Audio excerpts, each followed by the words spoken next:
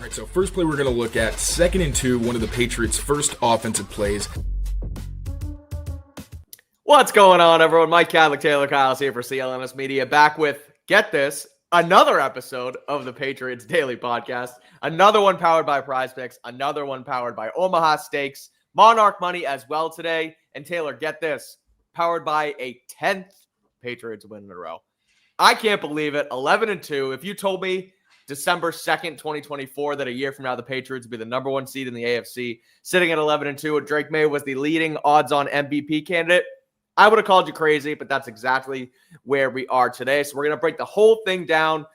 We touched on a little bit last night, high level on Patriots postgame. So if you missed that, go back and check it out. But we'll dive into a little bit more of the nitty-gritty now that Taylor has combed through all of the film and talk about just how good Drake Maye looked. Take a quick look at the run game as well. That improved the offensive line, kept Drake Maye upright for the most part last night, even though they did have two backups in the lineup as well as a sick center, literally and figuratively, in Garrett Bradbury. And then we'll talk a little bit about the defense as well, because they kept rookie Jackson Dart and that Giants offense in check for the most part. So stick around for all of that. But first, Taylor, it's finally the bye week. Patriots now through 13 weeks of football without a rest. They do get this much needed rest week. But how are you feeling, and how do you think the Patriots should be feeling sitting at the number one spot in the entire AFC? Do they truly run this conference right now as we sit here on December 2nd? I think they do run the conference. I mean, at this point, now you can obviously argue the strength of schedule, but I don't think there's really any team in the AFC that anybody thinks can't beat the Patriots, which we really harped on last night. Mm-hmm. And how should they be feeling? I mean, according to Mike Vrabel, not satisfied. They're not taking their foot off the gas, and he said there's no guaranteed wins after the bye week, so you need to come back and you need to get back to work. And obviously going to be kind of a shorter bye week because they played on Monday. Like, I genuinely did not realize it was Tuesday until about half an hour ago. Like, I knew in the back of my head, but if you would ask me, there's no way I would have said it was Tuesday. It was like a Monday. Yep. Exactly. So relatively quick turnaround given the bye week, but it's going to be a good time for them to get healthier, because that's going to be the key, I think, to them making a push, is getting their best players back, obviously. But it was really nice to see that there were some reserve guys or some backups that really did step up big, especially against this Giants defensive line, where are they the most schematically complicated? You know, are they the most ferocious necessarily, like on a snap-to-snap basis? I don't think so, but these are still some really good pass rushers, and you kept them pretty quiet with to your entire left side missing in terms of your starters, and Garrett Bradbury sick and with a mangled hand. If you guys could see what his, I think it was his right hand, because I tried to give him a fist bump. That's a snapping hand too. Like, and then snapping, like, just ridiculous. So very impressive, and we'll dive into why exactly it looked that way. 100%. My one sort of, I guess, takeaway here is, I feel crazy saying this, but isn't it like fairly obvious at this point that the Patriots are just the best team in the NFL? Like, you look across the board, and the LA Rams had a dud last weekend. The Philadelphia Eagles can't really get themselves in check. The Dallas Cowboys are playing pretty well in that conference, but their defense is still to be had. In the AFC, Patriots are obviously the 1 seed. Elsewhere, you have the Denver Broncos, the Houston Texans. And again, I know we did this a little bit last night on the show, but the more I thought about it today and kind of, you know, you look and you read and you see all the other talking heads across the sports world doing like their power rankings and their hierarchies and stuff. And I mean, the Patriots, they have the best record. They've played the best they're playing the best football in the NFL. And is the only reason why they're not considered the best team because I guess how bad they were last year, and that the roster maybe isn't like fully fleshed out with top tier talent, but I mean, they're playing like it. So I just don't really see, I find it hard to argue that there's a team better than them right now in the NFL. I really do. It's crazy to say, but it's not there for me. I think it is that lack of higher end talent, and a lot of that is really in the NFC. In the AFC, I think it's just there's so many caveats really this season that, again, I don't think anybody would really argue that the Patriots can beat anybody in that conference. And I think on their best day they would. But then in the NFC, that I feel differently, where I think that if some of those teams, like looking at it, the Rams have their best day, the Seahawks have their best day, the Packers, even the 49ers with how well they've been coached this season, like even or the Cowboys and the Lions.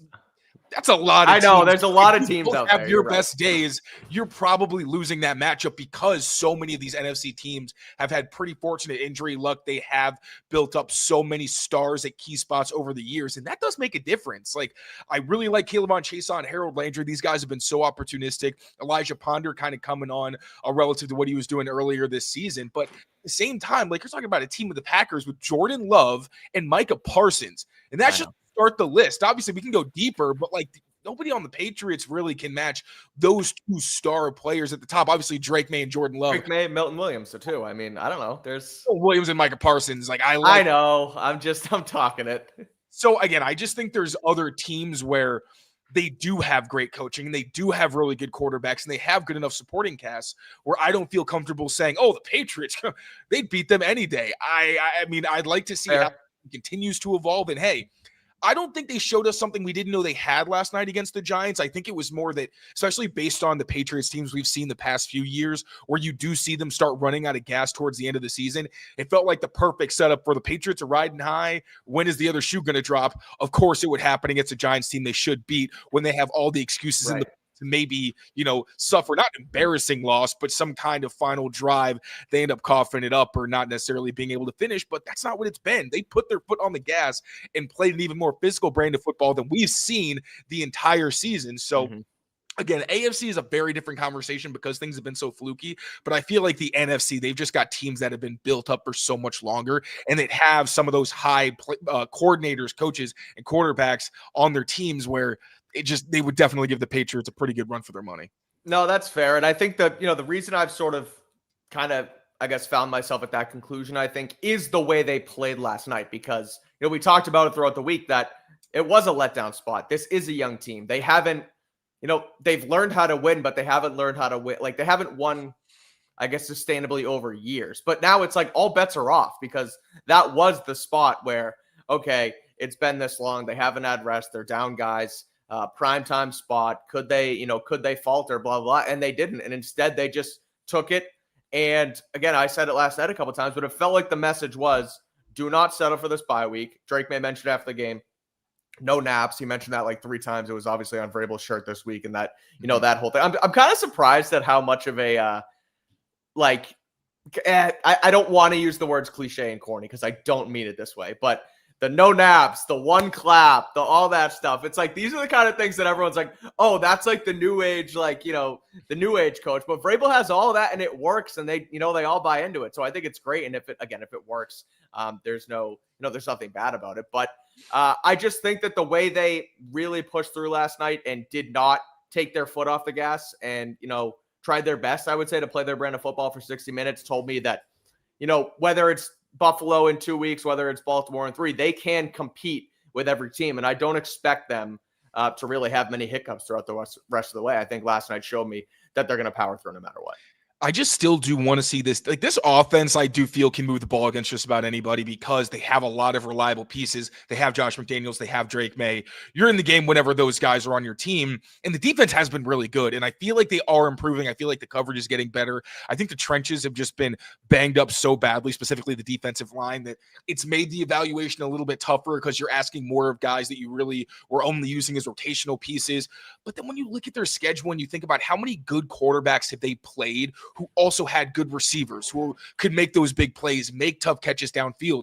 When they play those teams, that's where you start. I mean, like no brainer, but that's where you start to see the defense start giving up like points in the 20s, where like the Buccaneers, you give up 23, the Falcons, you give up 23. I guess the Steelers give up 21 if you want to put them in that realm. And the Bills, obviously 20, but that's different because they don't have the pass catchers. Like, it's not terrible. Like if you're getting up 23 points against a good offense, that's far from the worst thing in the world. But I do want to see what happens when they face like an NFC team if they actually get there, where you do have the quarterback. And like Matthew Stafford, Puka Nacua, Devontae Adams could give them some serious problems. Jalen Hurts and Devontae Smith, when he's on their game, could give them some serious problems. So I just want to see more tests like that. The Ravens will be a good one.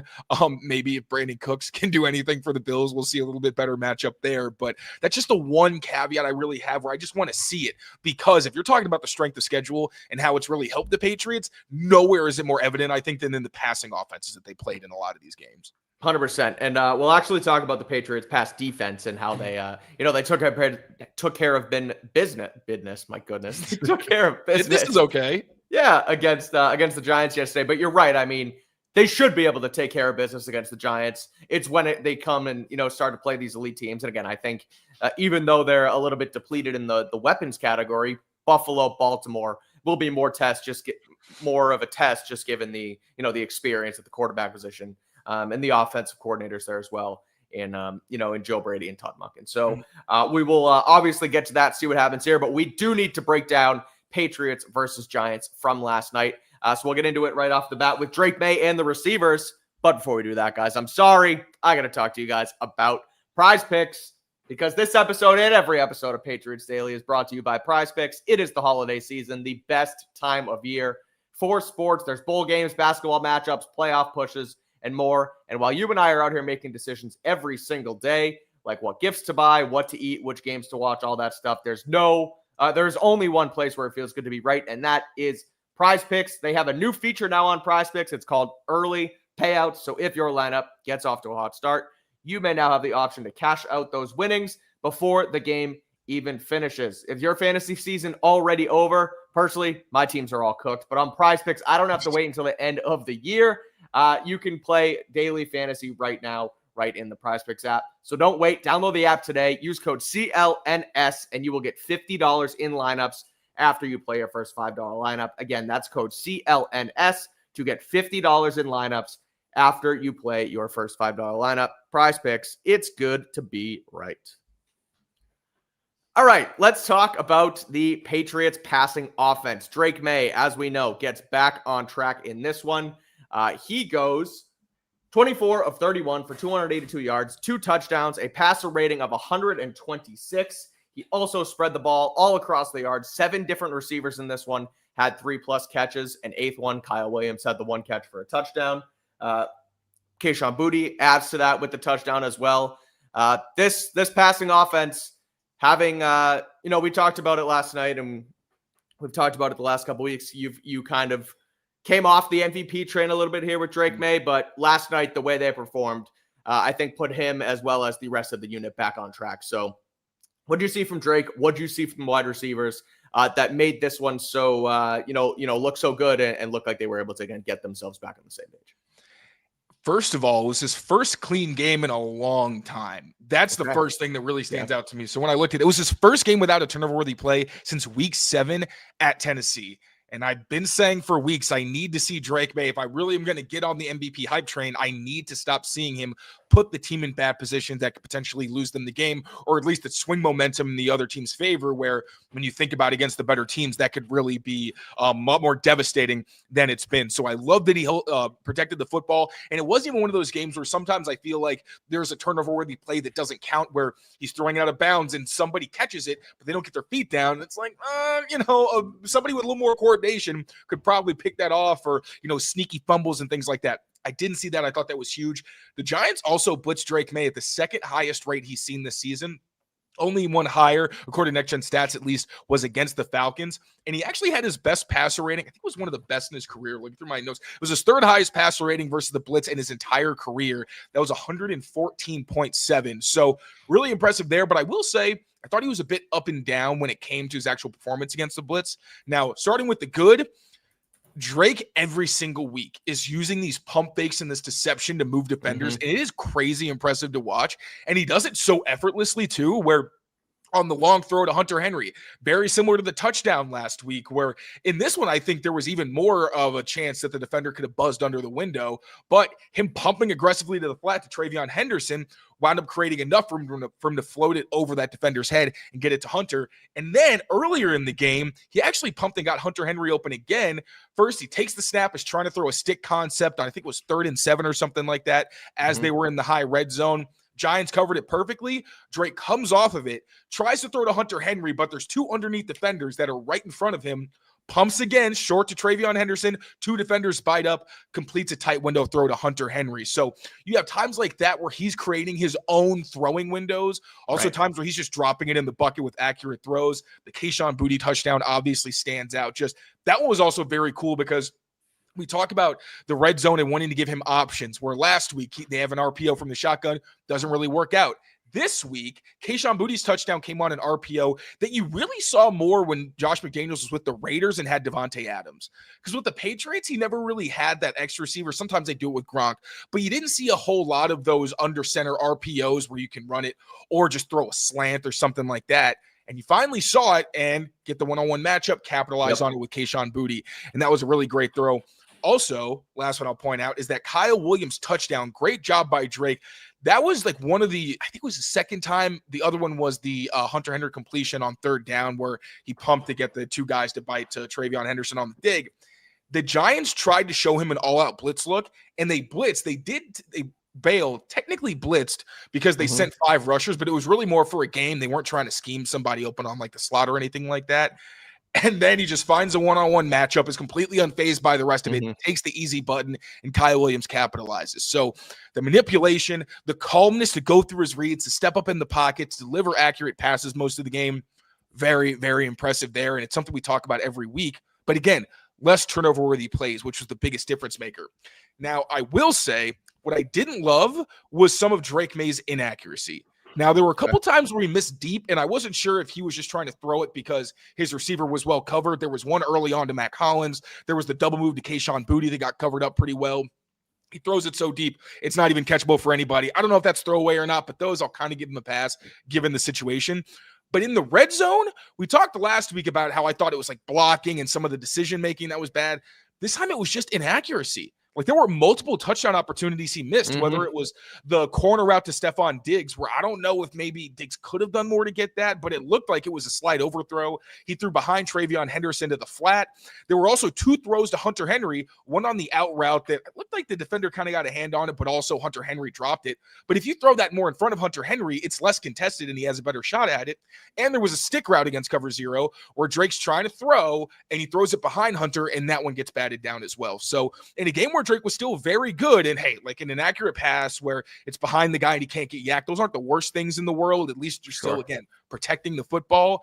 But if you're talking about what do we want to see from him the next time he gets on a football field, need more accuracy, specifically on some of those short passes, because I thought he was better than he was last week, where it was very sporadic and there were just some that were confusing and like completely off.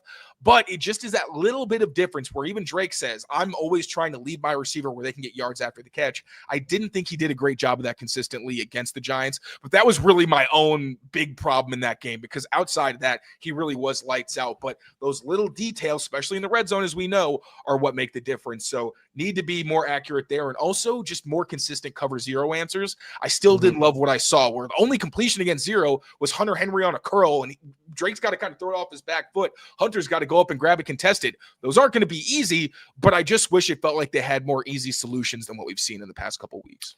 What did you make of, I'll ask you this, Kayshon Boutte's, not his return because he's been back into it, but it feels like he kind of got his feet under a little bit more this week, another week healthy.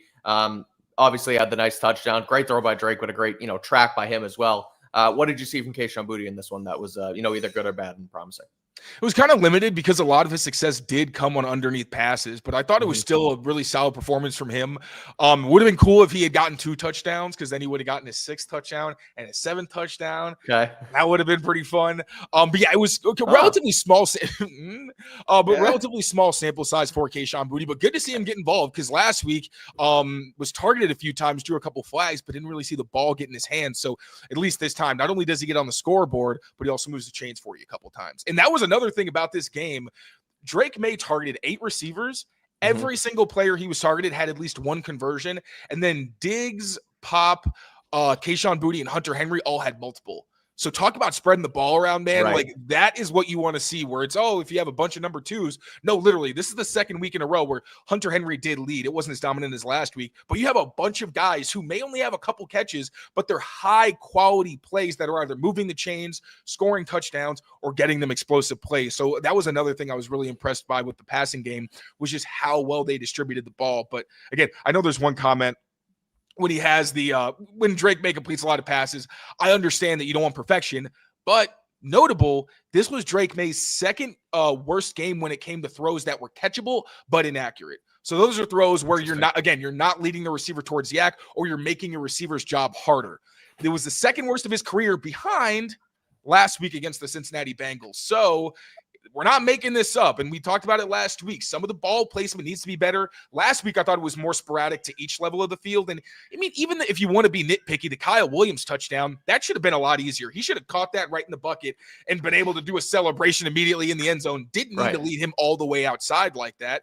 So, no, those are little things that you got to nitpick, but there are things that he can stand to improve on. And I mean, when you have a second-year quarterback who's doing as many things well as Drake Maye's doing, like, I didn't even mention the fact that so many times he made free rushers miss, where he's missing or making Abdul Carter miss along the sideline because he's outrunning him, or a couple plays where he had at least one or two defenders with a free hit at him, and he manages to get away and either prevent a negative play or make something positive happen. So, like, I cannot sing Drake Maye's praises enough. I've been critical of him in recent weeks. I really thought this was his best performance in a while, but still some things to work on, just like any quarterback.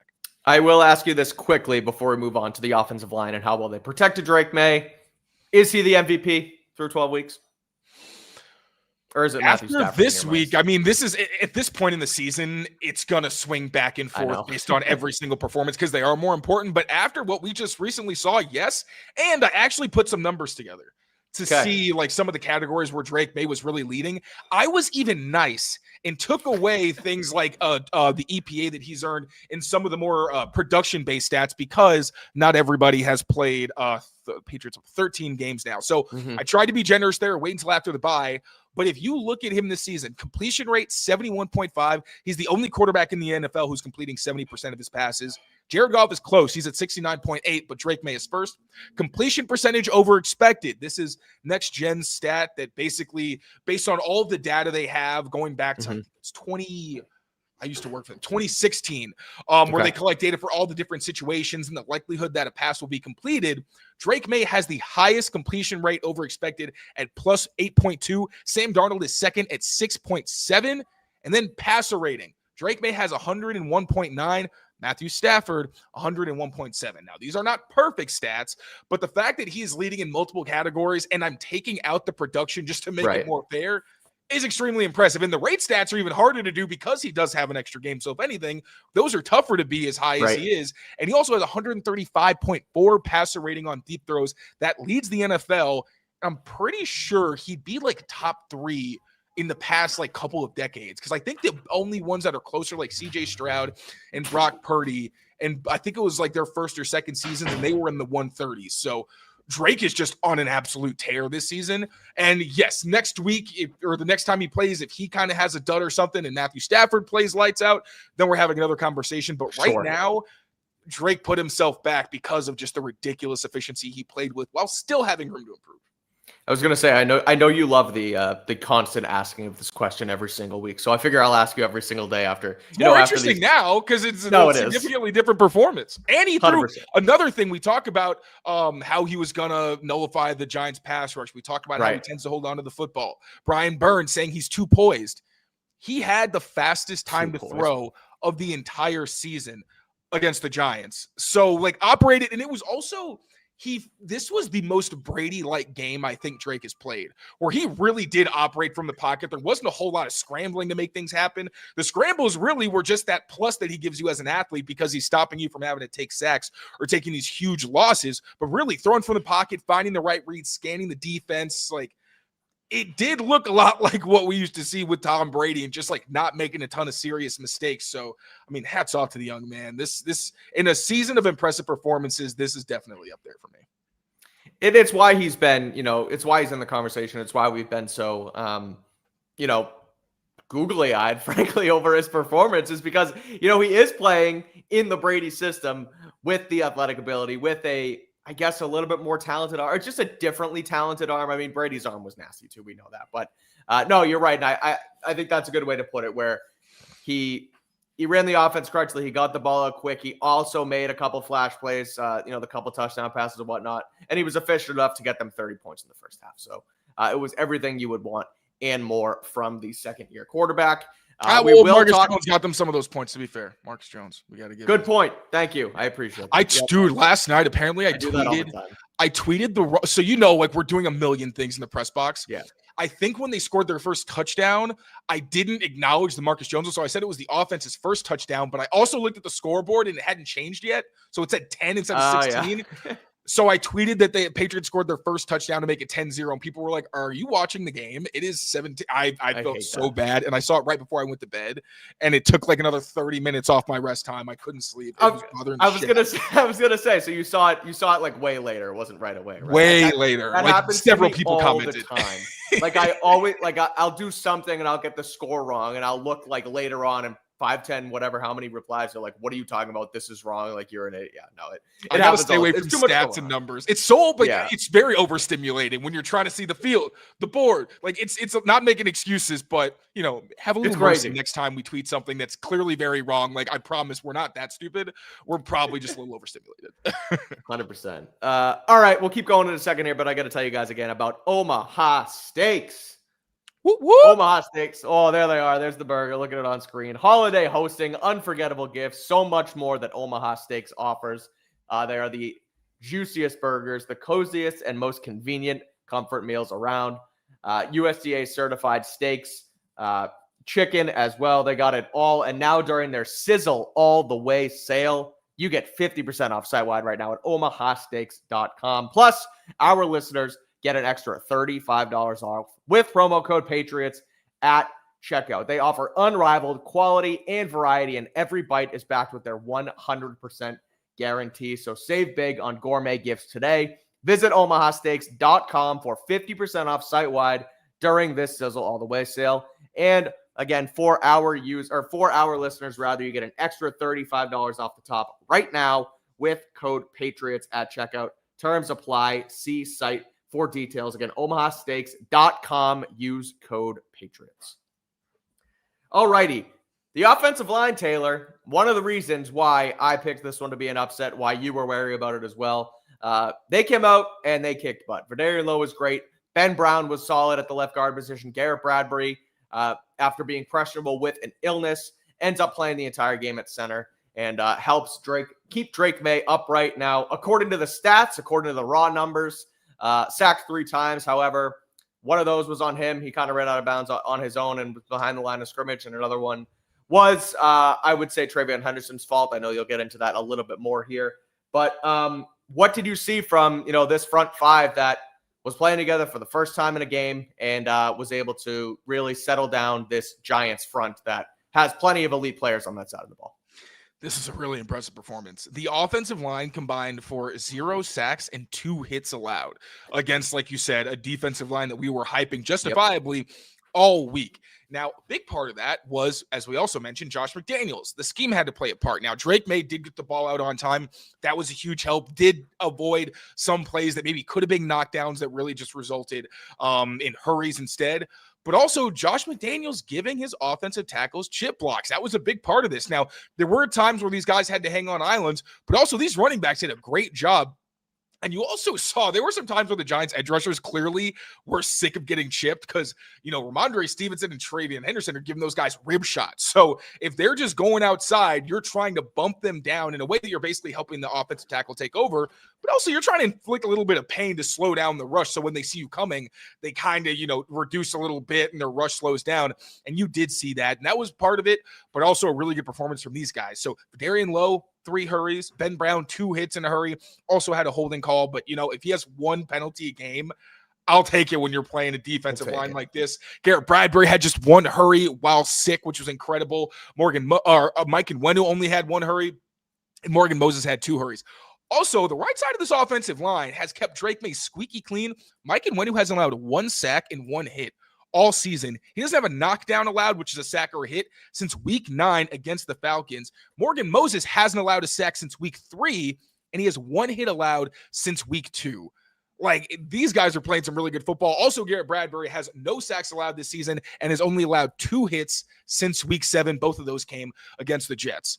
So the veterans on this offensive line, maybe it's not perfect in the run game. Maybe it doesn't look pretty all the time. And, they're winning just by the skin of their teeth. But they're still doing it. And also the fact that Verdarian Lowe and Ben Brown were able to be as good as they were. Now, Verdarian Lowe did have some trouble, which you'd understand against an Abdul Carter. Like as soon as Carter came in the game, he definitely made his presence felt. But we talked about it. Vidarian Lowe, it might not look pretty all the time, and he may allow some hurries, but he's not really going to allow the quarterback to get hit very often. All these guys did a great job staying inside out. There were some times against the blitz where I thought there was potentially some lapses. There was one slot or corner blitz, especially where I felt like they maybe could have slid towards that so they had a better chance to get it blocked up. And there were some free rushes. Going to dig a bit deeper into those when I kind of am able to look a bit more into the blitzes. But I was really impressed by the offensive line in terms of their pass blocking. The only sack allowed was Travion Henderson. Kind of got blown up on his only pass protection snap. So not when he was chipping, but when he was actually in to pick up a blitzer, got rocked a little bit. So that wasn't great. And Ramondre Stevenson had a clean sheet on. I think he just had like a handful of true pass protection snaps. So really impressive effort from this pass pro unit. And again, a situation where they had every excuse to maybe have one of their least impressive games. And I think this was probably one of their best. 100%. And again, shout out to Garrett Bradbury, who, we talked about it all summer long. Like we didn't know if he was going to make the team. We were at one point like, is Jared Wilson going to take this guy over? Are they going to? I feel so stupid. When you say it was so stupid, I feel so stupid in retrospect. Oh, yeah. Well, I mean, a pro's pro who had a down year last year, was given up on, frankly, by Minnesota, and has been able to come in here and just be like the epitome of consistency at a position that arguably you need it the most, given that you got to get the football to the quarterback. You got to help set the protections. I know the quarterback does that in this system, but you get my point. And has also been able to keep Drake Maye clean. And I remember you talking about it, basically every single post-training camp practice this summer was like, I can see Drake Maye hitting his hand on a helmet from Garrett Bradbury getting walked back.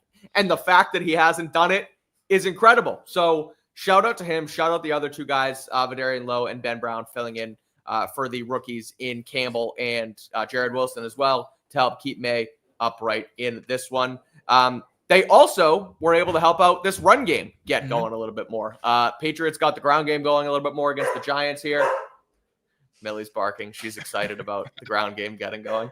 119 yards on 29 carries, averaged just over 4 a carry. Travion also added a long of 26. He on the day carried the ball 11 times for 67 yards. Mondre took it 12 for 40. Combined with what the running backs did and also this offensive line helping them setting the running backs up. What did you see from the ground game? How were they able to get that going as well against this Giants defense? It seemed like there was some criticism of the run game, which, I understand to a degree, but I thought they were solid for a group that we have low expectations for because that is the precedent that they have set. I thought they did a pretty solid job exploiting a Giants run defense that wasn't good and also played a ton of light boxes. I think it was the second highest light box rate that they had faced. So they decided, they didn't even really use play action in this game. I think they had 4 play action dropbacks. It was the lowest play action rate of the season. They just lined up and they said, we're going to run the ball as much as we feel like. For the most part, I thought they had success. Now, Ramondre Stevenson got stuffed a few times. They were not his fault. There was a missed block. There was another play where Garrett Bradbury got completely walked back, and it just blew up the whole play. But I did think his contact balance was impressive. I thought he took advantage of lanes that were there. I also thought that Vidarian Lowe and Ben Brown had some really, really good combo blocks. So maybe you can still run downhill to the left side when those guys are working together. But in Travion Henderson specifically, he had one of his best games of the season. So yards per carry, third most, yards after contact per rush, the second most missed tackles forced or tied for the most with 4. And then he had 3 explosive runs, which is tied for the most he's had this season. I believe the other was against Tampa Bay. So Travion Henderson had himself a nice game, especially late, obviously had those 2 big runs back to back. And Ramondre, even though the stats don't show it, he only had 40 yards. It was his 3rd game with 40 yards this season, which is just not good. And I understand the numbers for Ramondre do not look good. I get it, but I'm not a running back expert, so maybe somebody would see something I don't, but I just find it hard to believe that you would look at Ramondre's diet of runs, which is a lot of stuff between the tackles where they're not good, and you'd come away with it thinking this is just a bad running back. You're not consistently getting to the second level. That was where I thought the tackles really had trouble was climbing so that you can spring some of those bigger runs. Happened at times with Travion Henderson, and who also, again, gets a style of run that usually gets him more space. Ramondre is the guy who really you're trying to punch the defense in the stomach and wear them out. That's just his role. It's not sexy. It's not pretty. And it doesn't help him a whole lot in the stat sheet with an offensive line that doesn't give him a whole lot before he's contacted. But I did think it was a solid performance from him and thought he continued to look healthier in his second game back from that toe injury. Alrighty, before we move on to the Patriots defense here, any other final notes or wrap-ups on the offense? I know you had a little bit on the receivers. I didn't know if you wanted to dive deeper into those guys or if we kind of hit it with Drake Maye. Well, I can talk about some of these guys and what they've done this season. So Hunter Henry went 4 for 6, 73 yards, had a conversion on every single one of his catches. 2 of those were actually contested, and he also caught a deep pass that was Drake Maye, pumped it, and delivered it off play action. But Hunter Henry has been a top 5 tight end this season when you look at his receiving stats. And it's really cool to see because Hunter Henry is a guy who has done so many little things right so consistently. He's been a tough Iron Man for this team. Obviously, he has missed some time, but considering how many injuries it seems like he's had to play through, it's more than okay. Looking at all tight ends this season, he has the 4th most receiving yards, the 4th most yards per reception, the 4th most contested catches, tied for the 5th most receiving touchdowns with 5, and is tied for the 3rd most conversions. So Hunter Henry is really having himself one hell of a season. Wonder if he gets a Pro Bowl now. I believe he was like top 4 or top 5 in Pro Bowl voting. He's about to have a career season, so I wouldn't be surprised. Now, he's not the most athletic guy or explosive, so maybe he's flying under the radar. But when you look at his value in this offense, he's a really important player for them. I hope he gets his due. And then when you look at the wide receivers with the highest passer rating when targeted, the 2 top receivers are the Patriots 2023 late round picks, who I wrote a story about after they were drafted saying, ironically, it was when they were with Bill O'Brien. So a lot of it was actually the Patriots offense. And I talked about how I thought they could actually be very good pieces. Now, there were some things I didn't know at the time, like Kayshon Boutte and how long it would take for him to really reach his potential. But Kayshon Boutte leads all wide receivers with 146.4 passer rating when targeted. Second, Demario Douglas, 138.9.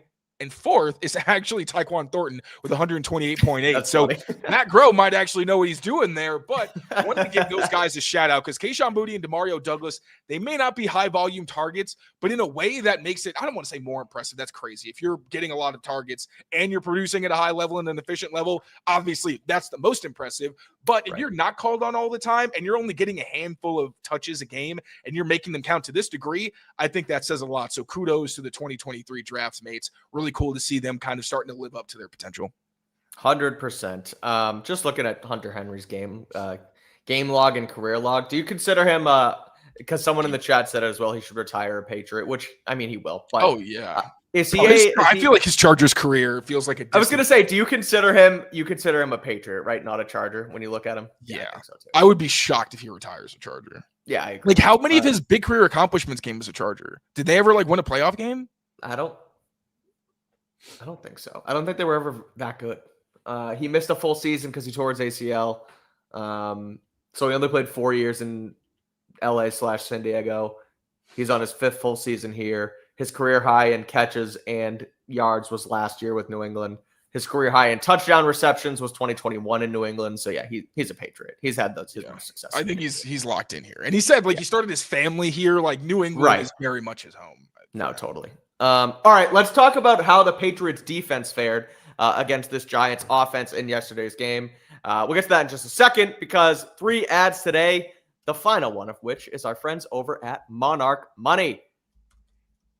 Where's my ad read? Monarch Money. If you want to keep your finances under control this holiday season, you need to be using Monarch Money. They are rated as the Wall Street Journal's best budgeting app of 2025. It is an all-in-one personal finance tool that brings your entire financial life together in one clean interface on your laptop or on your phone. And right now, just for our listeners, Monarch is offering 50% off your first year. Monarch does all the heavy lifting for you financially. They link all of your accounts in minutes, give you clear data visuals, smart categorization of your spending, and real control over your money.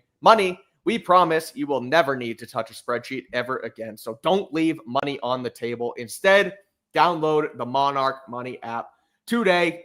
Don't let those financial opportunities slip through the cracks. Use code PATRIOTS at monarchmoney.com in your browser for half off your first year. And that's 50% off your first year at monarchmoney.com with code PATRIOTS. Shout out our friends over at Monarch Money, giving us a hand with all the financials throughout the holiday season, football season, and so much more. All right, Giants score 15 points in this one. Obviously, they got 8 in the fourth quarter. 7 across the first 3. It was not a great performance from the Giants on offense overall. More specifically, the Patriots clamped those Giants, the Giants offense and the Giants receiver specifically. Jackson Dart passed for only 139 yards. He was sacked twice.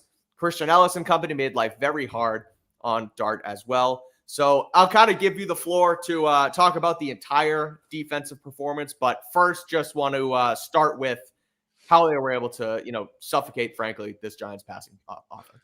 Yeah, they didn't really – I thought they would play man. Obviously, you have to respect Dart as a scrambler, but I still thought they'd kind of lean into it because I feel like they've done it a little bit more. But they played a ton of zone, a lot of cover 2, a lot of quarters, and they really were just trying to force everything underneath them, go downhill and tackle. They did a great job. They also blitzed Jackson Dart quite a bit, and Dart was trying to get the ball out fast. It was the third fastest time to throw the Patriots have seen this season, which you wouldn't really expect from Jackson Dart, who's a guy who likes to hold on to the football. Mm-hmm. But when I say put the clamps on their defense, I actually mean it. They allowed the fewest average yards of separation, target separation, so anybody that was thrown to, not everybody, but it was the second lowest they've had all season at 1.5 yards. The Giants averaged 1.5 yards of separation anytime a guy was targeted. That's ridiculous. Patriots also allowed the second fewest passing yards in a game this season for them and the fourth fewest yards per play allowed when going up against the pass. A lot of this because of the cornerbacks. Kind of the opposite, where I thought the Patriots passing offense could really exploit the Giants cornerbacks, which we kind of did see. Mm-hmm. Carlton Davis, second impressive game in a row with multiple pass breakups. He was locked down. There was the one throw he should have intercepted a Theo Johnson on the outbreaker. Christian Ellis's breakup on fourth down. It might have been another pass breakup because he was all over Theo Johnson again. Carlton Davis has really been playing some good football the past couple weeks. Physical against the run as well. There was one play where they were in cover 2, so he had to fill in the alley between the tight end and the offensive lineman. He took on 2 blocks and just ate it. I've been really impressed by Carlton Davis the last 2 weeks. His toughness has been absolutely exemplary. Christian Gonzalez allowed 3 catches on 4 targets for only 20 yards, and he had a pass breakup. He also, I feel like also in those cover 2 zones they were playing, he brought the hit stick. There was that one where he showed really good closing speed through his shoulder, made another tackle short of the sticks. Carlton Davis was good in that area as well. And Marte Mapu, man, that hit that he had, that was another cover 2 zone where he just knew something was coming, came downhill, dropped the hit stick, smothered Theo Johnson on that other, I think it was the 4th down where Jackson Dart got hit as he threw. So really cool to see him and Christian Ellis, who obviously had the pass break up and didn't really allow much of anything in his direction. Those 2 guys got their hands on a couple passes. It was nice to see from those linebackers because they've been a bit up or down in coverage. And Jalen Hawkins did have the unnecessary roughness penalty, but only allowed 1 catch for 4 yards on 2 targets. So this was the kind of game that you really wanted to see the Patriots have against the Giants, where they have some talent. Darius Slayton's not a bad player. That was, I think, the most egregious error that we did see in the game because Jalen Hawkins just took a really bad angle. Darius Slayton with that speed, if you give him the entire middle of the field to just turn on the jets and run a straight line, it's not going to be pretty. So that was a pretty bad lapse, but that was also, I think that was the only explosive they allowed in the entire game. So not a whole lot of complaints. And then looking at the pass rush as well, Elijah Ponder, 1 sack and 2 hurries. And again, I mentioned the Patriots are going to have to kind of get creative with their scheme to mitigate the fact that Milton Williams is not available for another couple weeks. Highlighted, I said maybe Braden Swinson is in the mix, but maybe Elijah Ponder inside creates some mismatches. That's what we saw. There were some formations on third downs where you literally saw Elijah Ponder standing up in the kind of alignments where you'd usually see Milton Williams, and he was actually effective. He made an impact on some stunts and also won 1 or 2 one-on-one matchups against guards where he's a freak athlete. So like Keon White, I could see him being very effective there.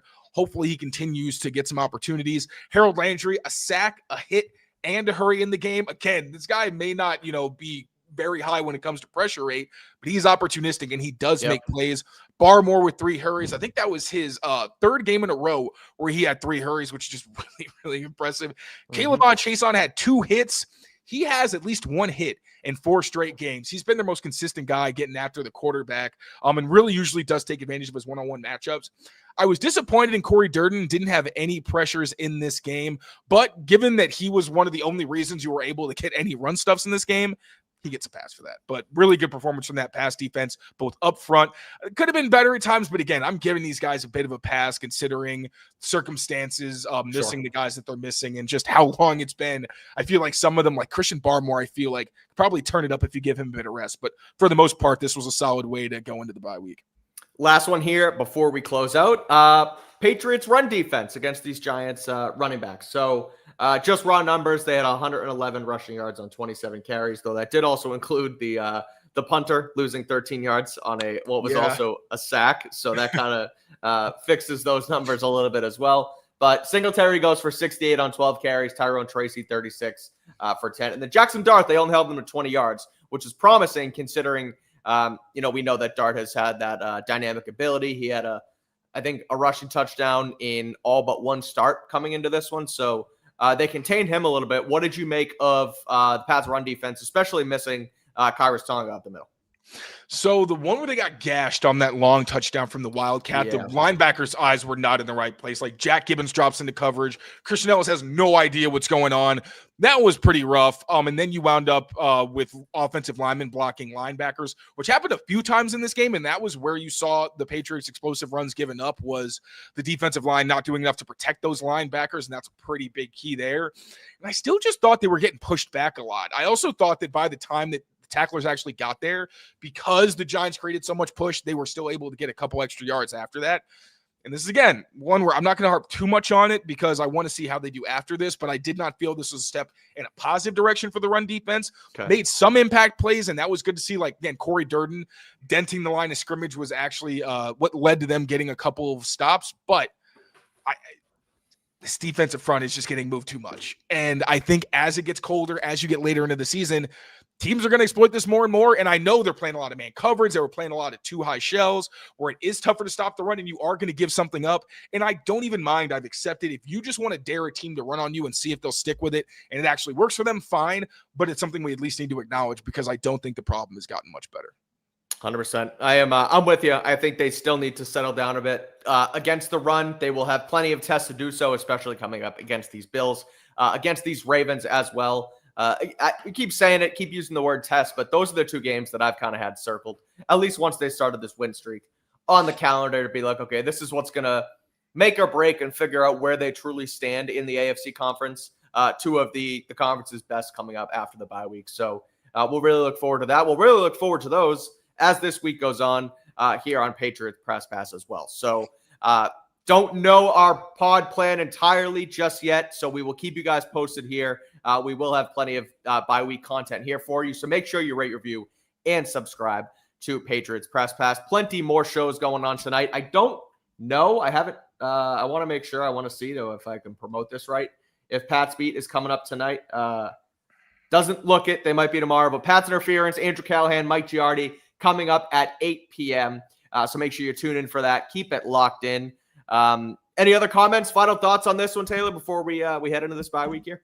I'm good. Ready for some bye week activities. Love it. Sounds good. We'll be here. So make sure you guys rate, review, subscribe, turn on those notifications.